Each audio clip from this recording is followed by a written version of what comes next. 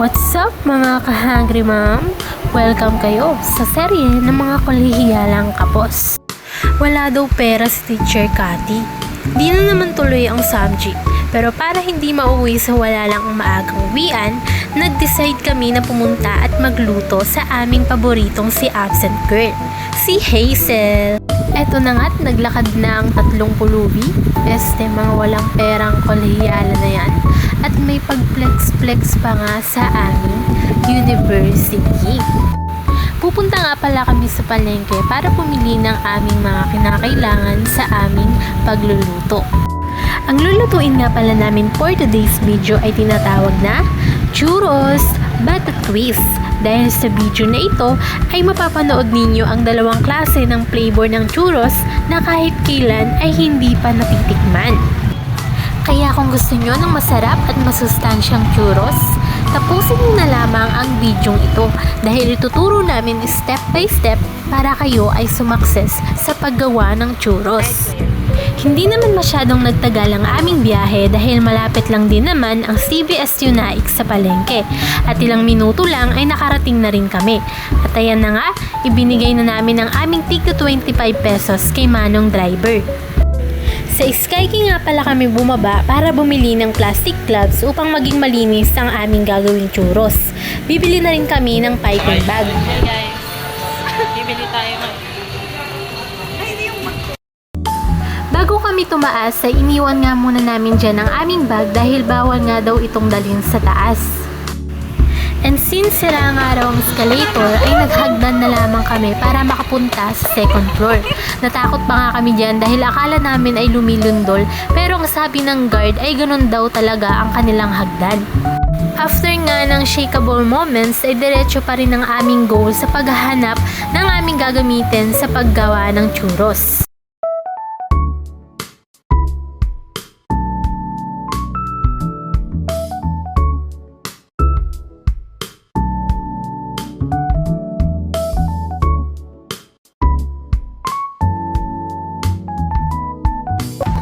At finally nga ay nahanap na rin namin ang aming gagamitin para sa aming gagawing churros at agad-agad nga kaming bumaba dyan para bayaran ito sa counter.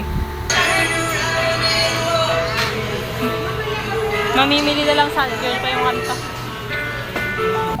After nga ng mahabang pila ay umalis na rin kami para pumunta kay Hazel.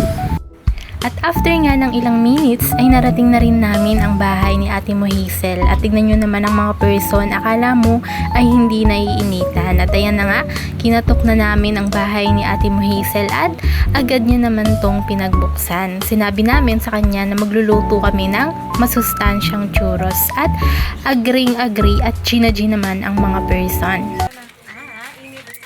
Hi kayo sa ating vlog. Hazel. Punta tayo sa kusina niya doon. At mag-minute.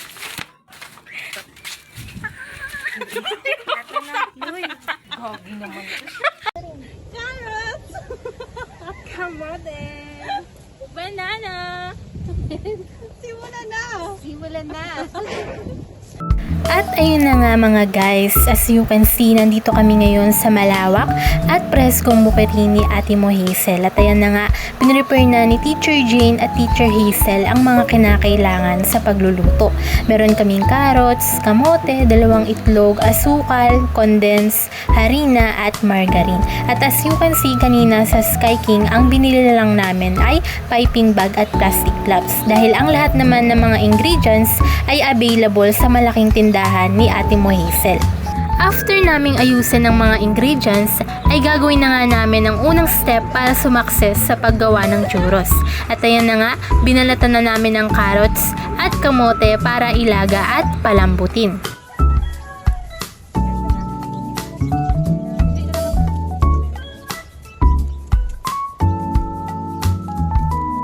After nga naming balatan ang carrots at kamote ay hiniwa lang namin to sa maliliit na parte nang sa ganon ay mabilis itong lumambot. Pinrepare na rin namin ang kalan at kawali na paglalagaan ng carrots at kamote. At ayan na nga, inilagay na namin sa tubig ang carrots at kamote para ilaga ng ilang minuto. Para mapabilis nga ang pagpapalambot sa mga ito ay sinamahan na rin namin ng ritual at dasal ang pagpapalambot sa kamote at carrots.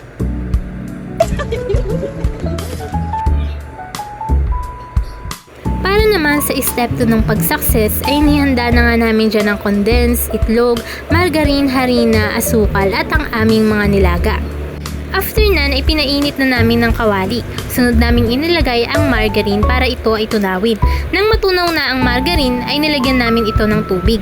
At habang ginagawa nga namin yan, syempre hindi mawawala ang chismisan. Nang mag-combine na ang margarine at tubig, sunod naman naming ilalagay dyan ay ang harina. Diyan ay unti-unti lang namin nilagay ang harina at dahan-dahan itong hinalo.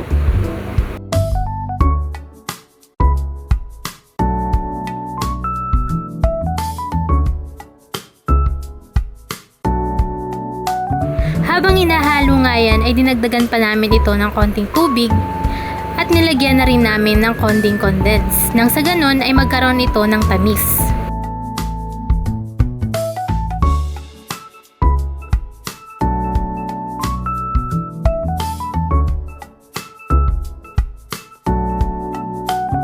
After nga ng 365 years na paghahalo ay hinango na namin sa kahirapan ang magiging dough ng aming churros.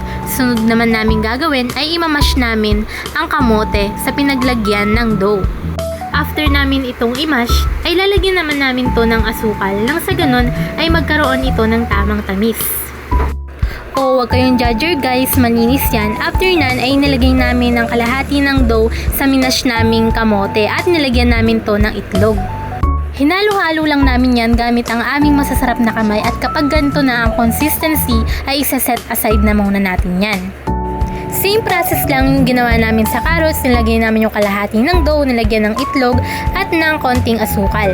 At tada! Ganito na ang magiging itsura ng ating magiging churros bago ito pirituhin. At ayan na nga ang mga babae, proud na proud sa ginagawa nila sa kanilang buhay. At ang susunod naman nating gagawin ay una nating ilalagay sa piping bag ang kamote churros.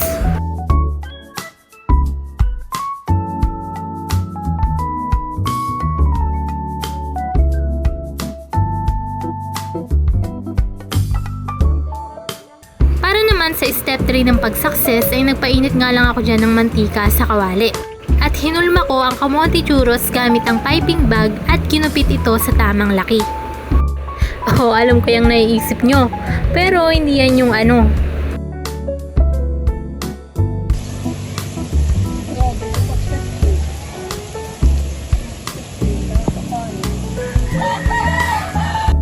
Katulad ng kamote churros ay same process nga lang din ang ginawa namin sa carrot churros. Nilagay lang din namin to sa piping bag, hinulma at pinirito.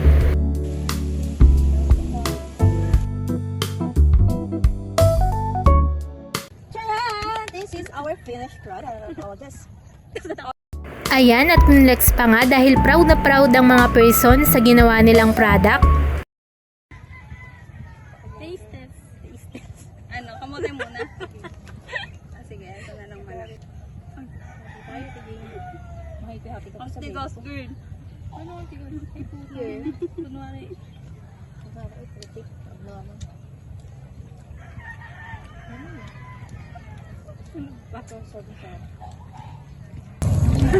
Kunwari nagtataltaw ka sa ng beef. Ay, ang sarap talaga. At dahil nga proud na proud ang mga person ay pinatikim pa namin to sa mga kamag-anak ni Ate Mo Hazel. Ganun talaga? Pwede pong lahat. Ano mas bet mo dyan ba sa dalawa? Ito. Taas nyo nga po yung flat. Ito, masarap! Sorry. Sarap. Ah! Ang sarap to. Ah! Yay! Sausaw mo? Oo.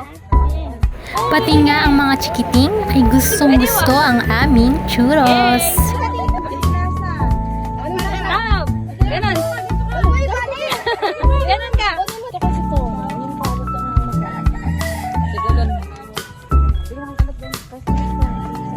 Yay!